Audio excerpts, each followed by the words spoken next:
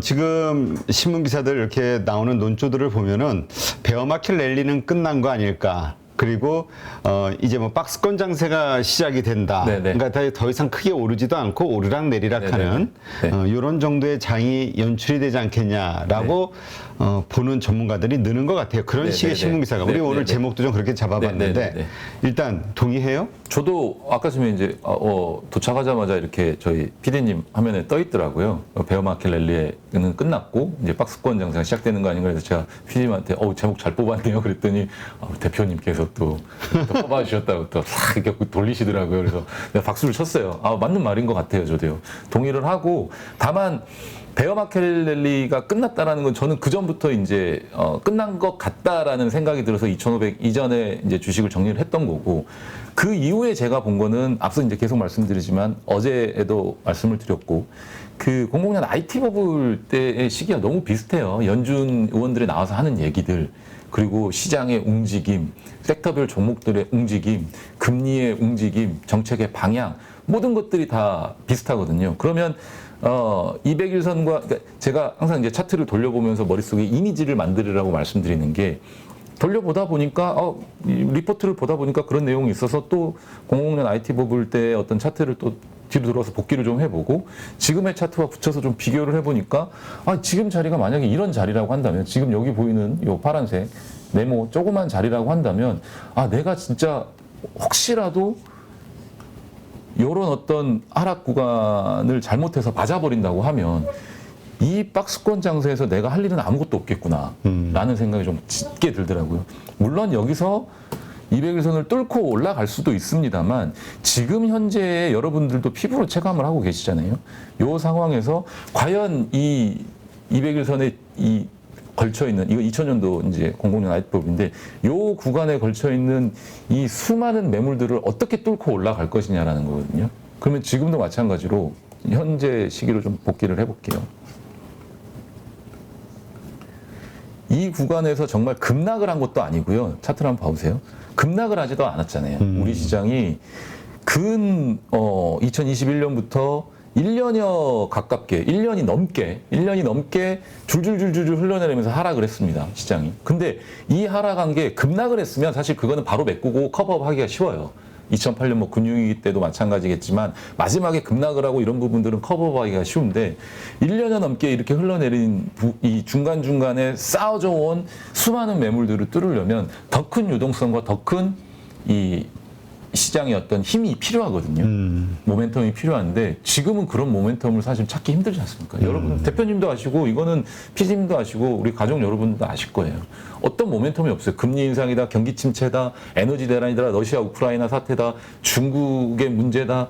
문제만 많이 쏟아져 나오는데 긍정적인 어떤 뉴스나 이슈를 찾기 어려운 상황에서 과연 이 매물들을 뚫고 장기 이평선인 200일선을 뚫어줄 수 있을 만한 힘이 있을 것인가? 바로 연준이 갑자기 뭔가 정책의 뭐 변화가 뭐 시장에 어떤 급변한 어떤 상황이 생겨가지고 금리를 갑작스럽게 다시 인하해버린다. 또는 통화량을 갑자기 더 많이 공급해버린다. 이런 상황이 발생하면 가능하겠죠. 하지만 그런 이 상황이 발생할 수 있는 여지는 없잖아요. 아직까지는. 그러면 그렇다고 한다면 사실 많게 올라가더라도 200일선인데 지금 상황에서는 200일선도 조금 어렵다고 보고 있는 상황이고 올라간다고 하면 요 전고점 부근에서 어느 정도 한번 박스를 그리다가 앞서 말씀드린 2001년, 2000년도 차트의 모양처럼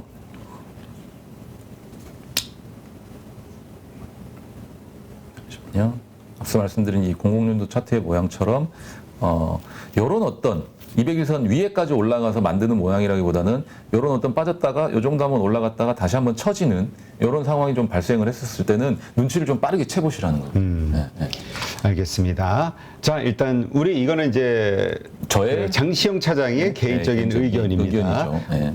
또 다른 분들 가운데에서는 또 이제 좀 강한 어떤 상승에 그러니까 조정이 마무리가 됐을 때 좀 상승할 수도 있다라고 보는 분도 있어요. 분명 있습니다. 그러니까 네, 항상 우리 가족분들은 말씀드리지만 어떤 전문가가 하는 그 말의 결과에 집중하시기보다는 왜 그런 결과를 도출해내는지 그 근거, 이론 이거를 자꾸 집중을 하시고 내가 동의가 되는지 그리고 그것이 팩트인지 이걸 항상 습관을 좀 가지셔야 됩니다. 체크하시는 습관. 그리고 현금이 만약에 있으면요. 제 생각과 반대로 흘러갈 수 있는 거에 대한 대비책도 마련을 해야 되잖아요. 근데 현금이 만약에 마련을 해놨다고 한다면 여기서 만약에 뚫고 200일선을 뚫고 막 직행하는 어떤 그런 모멘텀이 갑자기 발생을 해서 올라간다 하더라도 충분히 쫓아가서 매매할 수 있는 거리들이 많아져요. 그러니까 지금은 눈치 보면서 일단은 하방에 대한 리스크를 먼저 우선적으로 대비를 관리하자라는, 그러다가 만약에 상승으로 간다 해도 그럼 빠르게 뒤쫓아가면 되니까. 그게 왜냐하면 그렇게 돌아가지고 올라간다는 거는 정말 강한 힘이 뒤에서 모멘텀이 생겼다라는 거거든요. 그럼 그때는 충분한 기회가 생겨요. 사실은요. 왜? 우리가 2020년 그 코로나 시기에 주식을 샀었을 때는 다음날이 기다려지는 시기였어요. 내일이 기다려지는 저녁이었거든요. 얼마나 또 오를까. 주식이 재밌어지는. 네, 잔고가 얼마나 더 불어날까 막 그런 시기였기 때문에 그리고 그 주식을 내가 좀 팔았다 하더라도 내가 잘못 팔았네 했는데 그 다음날 좀 비싸게 사더라도 또 먹어요. 눈 뜨면 올라왔으니까. 근데 만약에 그런 상황이 발생한다고 했었을 때는 그러한 시장이 또 펼쳐질 가능성이 높아요. 네. 혹시라도 그렇게 세게 올라간다고 하면 그러면은 그때서도 충분히 내가 만족할 만한 수익률을 낼 수 있으니까요. 네. 그렇게 좀 리스크 관리를 조금씩 해보시는 연습 또 준비 이렇게 해보시면 좋을 것 같아요. 알겠습니다. 자, 오늘 원전주 어제 이제 워낙 좋은 뉴스들이 나오고 해서 이제 오늘 뉴스에 팔아라 시세 차익을 실현하는 네. 어떤 하락이 있지 않겠냐 네. 이렇게 예상을 했는데 흐름이 어떤지 좀 봐주시죠. 일단 뭐 한전기술도 뉴스 나오고 어제 미리 다 알았던 것 같고요. 뭐 11% 넘게 좀 급등을 했고 뉴스 나오고 나서 오늘은 뭐 한 3% 정도 가깝게 한전기술이 하락을 하고 있습니다. 이게 200일선에서 어쨌든 좀 버거워하는 모습인 것 같고, 근데 이게 시작일 수도 있다는 생각도 해봐야 돼요. 이게 40조에서 3조 받은 거잖아요. 그러면 추가적으로 뭔가 다른 부분들에 있어서 수주를 또 받을 수 있는 가능성도 있으니까 조정이 나왔었을 때 또 내가 위에서 차익 실현을 잘 했었다고 한다면 추가적으로 좀 다시 한번 매수를 아랫단에서 고려를 해보시는 것도 나쁘진 않을 것 같고. 정부에서 사실 원전에다가 거는 기대가 높아요, 지금이요. 해외 플랜트도 뒤에서 말씀드릴 수 있겠지만은 원전 쪽에 일단 거는 기대감이 높아서 그리고 당장에 사실 기술력이 좀 모자라거나 어떤 발전 시설이 부족한 국가들 있잖아요. 그러니까 예전에 뭐 화력 발전보다는 뭐 천연가스라든지 LNG로 이렇게 발전하는 어떤 그런 인프라가 부족한 선진국이지만 또 안 되는 국가들도 있단 말이에요. 그런 국가들은 최우선으로 생각을 해야 될 게 에너지 대란 전기 부족 공급 부족 이런 사태에 좀 물가 올라가는 거 이런 거에 대비해야 될 때는 사실 이제 천연가스도 지금 비싸서 어떻게 못 하잖아요. 가스로 발전하는 것도 못 한다고 하면 최우선적으로 지금 생각해 볼 수밖에 없는 게 원전밖에 없어요, 사실.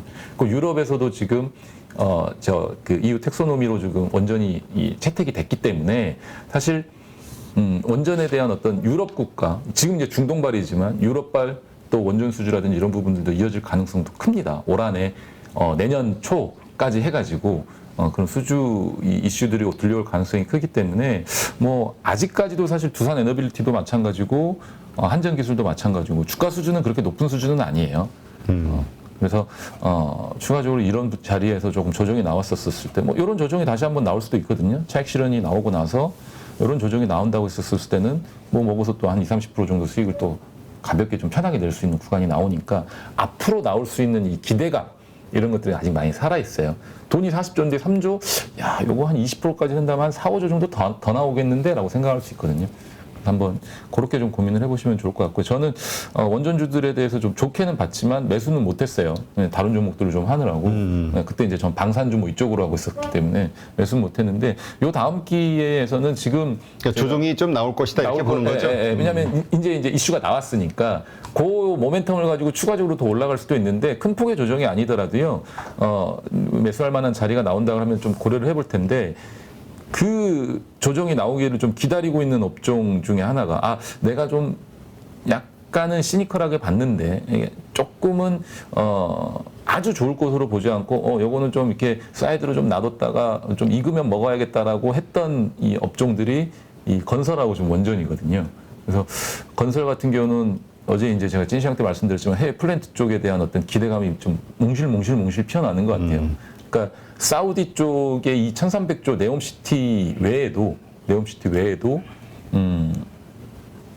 그 중동 쪽의 어떤 EPC 우리나라 국내 EPC 업체들의 플랜트 석유화학 플랜트라든지 뭐 가스 유전이라든지 이런 쪽에 대한 플랜트 수주에 대한 기대감도 좀 커지는 것 같습니다. 올해 하반기부터 시작해서 내년 초부터 이제 본격적으로 시작될 것 같거든요.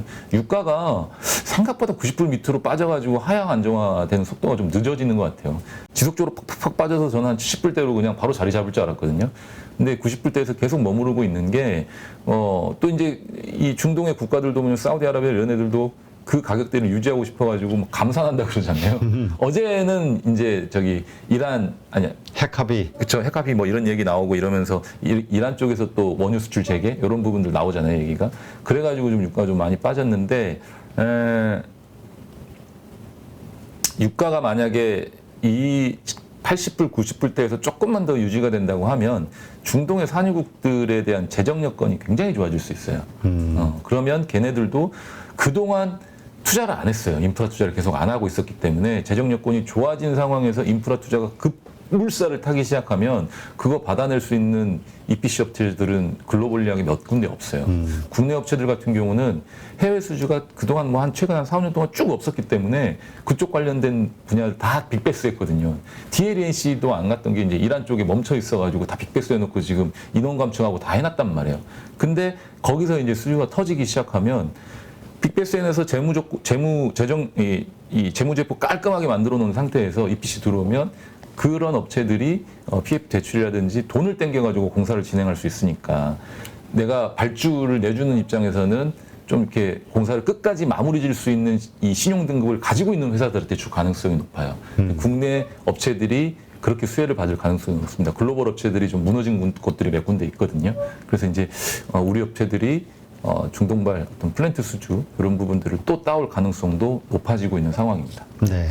자, 지금 그렇잖아도 지금 사우디의 이러한 그 감산을 하겠다, 이러한 얘기, 이런 것들 가지고 양아치 지단하는 거 아니냐, 이런 의견들이 이제 채팅창에 올라오고 있는데, 네. 자, 어쨌든 네옴시티, 사우디에서 나오는 호재, 건설주에게는 호재라고 보이는데, 네. 일단 우리가 먼저 첫째 얼마나 먹을 수 있는 네. 그 건설을 할 수 있는 환경이냐 이걸 먼저 좀 고려해 봐야겠지만 어쨌건 기대감은 있단 말이에요. 네. 오늘 건설주들의 흐름 어때요? 상당히 좋습니다. 네, 현대건설도 그렇고 제가 계속 지금 째려보고 있어요. 저도요. 이게 왜냐하면 긴가민가 했었잖아요. 저번에도. 그래서 근데 왜 째려봐? 그냥 뚫어지게 쳐다보면 되지. 못 사가지고요.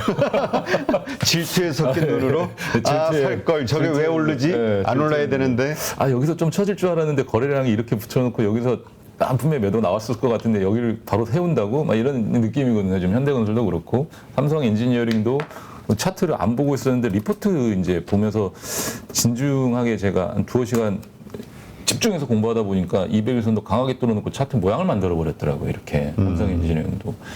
많이 올라왔네. 네, 삼성 엔지니어링도 이제 국내 대림 산업이 사실은 해외 플랜트 EPC 쪽으로는 완전 강자였는데 이란 쪽 사업에 묶이면서 애매해졌잖아요. 그 와중에 삼성 엔지니어링이 조금씩 나오는 이 해외 EPC 플랜트 사업들을 다 수주를 했더라고요. 그래서 삼성 엔지니어링에 대한 어떤 이 갈등, 고민 이런 것도 좀 하고 있는 상황이고 건설주들이 대체적으로 주택 때문에 조금 심리가 위축이 됐었어요. 국내 주택 시장이 이 금리 인상이라든지 이런 부분들과 더불어서 위축이 많이 됐었다가 00년 IT 버블 때와 항상 비교하지만 그 당시에도 이제 에너지 관련 업체들이 좋았단 말이에요. 근데 어떻게 보면 이 EPC 업체들도 중동 쪽에서 수주받는 플랜트들은 다 에너지 관련 이 인프라 투자 건이라고 보시면 되거든요. 그러면 에너지 관련 종목주로 속하는 거예요. 국내 EPC 건설. 그러니까 해외 플랜트 EPC를 하는 업체들 같은 경우, 건설 업체들 같은 경우. 그러면 이 건설 업종 내 종목들도 이제 주택 쪽으로 보지 말고 해외 중동발 쪽의 어떤 이 수주를 좀 받아가는 그런 어떤 수혜 종목으로 하나 좀 봐야 되지 않겠냐라고 결론을 지고 차트를 봤는데 다 올랐더라고요, 이미.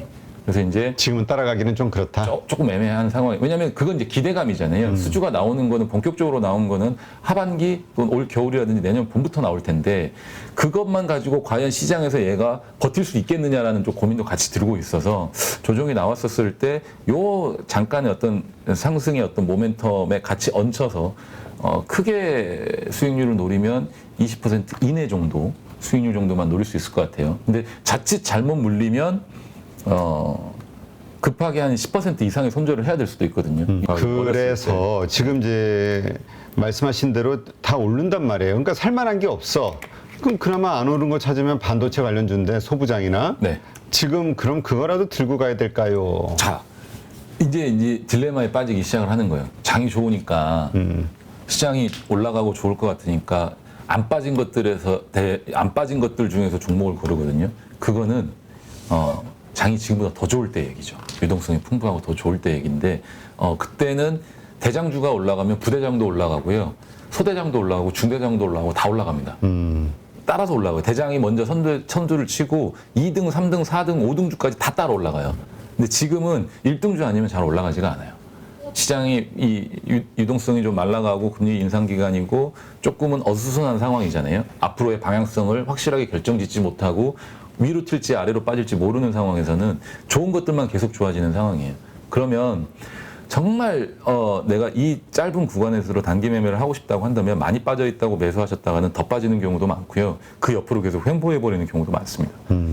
그렇기 때문에 저는 만약에 진짜로 여기서 내가 종목 그냥 단기로 조금 매매해서 조금이라도 수익 내보고 싶다고 하면 지금 좋아지는 것들 중에서 고를 것 같아요. 2차전지 소재 관련 종목들도 눌림목이 있었을 때 한번 매매를 해볼 수 있으면 해보시라고 좀 말씀도 드릴 수 있을 것 같고, 하나솔루션 같은 애들도 좋아요. 예, 하나솔루션에서 차트 만들어가고 올라가고 있거든요. 이런 것들도요, 단기적으로 한 10% 정도는 내줍니다. 그러니까 이런 종목들이 이격이 지금 보시면 기술적으로 봤었을 때 다 좁아져 있잖아요. 그리고 나서 만약에 5일선 조정이 딱 왔다고 했었을 때 앞서 비교한 에코프로처럼 이격이 이렇게 벌어진 상태에서 지금 이렇게 벌어진 상태에서 5일선이 닿아버린다. 그러면은 사실은 조정이 와요. 근데 하나솔루션 같은 경우는 여기서 이미 조정을 받으면서 올라갔잖아요. 이렇게 한 번씩 눌림목을 주면서 올라갔기 때문에 이격 조정이 이미 다 끄트머리에 와 있잖아요. 그럼 여기서 5일선 조정이 나오면 이런 종목들은 단기로 매매를 해보셔도 되죠. 네. 그렇게. 그러니까 올라가고 이슈가 되고 모멘텀이 있는 업종에 붙어서 마지막 끝물의 수익률을 뽑아내셔야지 지금 상황에서 시장이 좋고 더 계속 올라갈 것 같다라는 믿음과 확신을 가지고 많이 빠져 있는 종목들에 들어가셨다가는 뭐 정말 이 수익도 못 내고 그냥 털려버리는 수가 있어요. 그러니까 차라리 하나솔루션 같은 종목이라든지 이걸 뭐 제가 사겠다라고 말씀드리는 건 아닙니다. 근데 좋아 보여 차트상으로 이제 설명을 드리는 거고, 그리고 안 좋은 종목은 아니니까요. 하나솔루션 말씀드리는 거고, 최근에 이제 그런 식으로 제가 매매했던 게 LX 인터내셔널이거든요. 그런 식으로 매매를 해서 수익을 좀 내봤던 게 LX 인터내셔널인데, 요거는 그러니까 제가 트레이딩 관점으로 얘기하는 거죠. 다. 트레이딩 관점. 왜냐하면 지금 저는 항상 대비하라고 말씀드리니까 언제든 탈출할 수 있게 대비하라고 말씀하시니까 거래량이 되고 유동성이 풍부한 종목들을 보시라는 건데, 요런 어떤 그 자리에서 23일 이런 자리에서 매수를 해서 그 다음날 이제 급등을 할 때 한 7, 8% 정도, 8, 9% 정도 수익을 내고 나왔단 말이에요.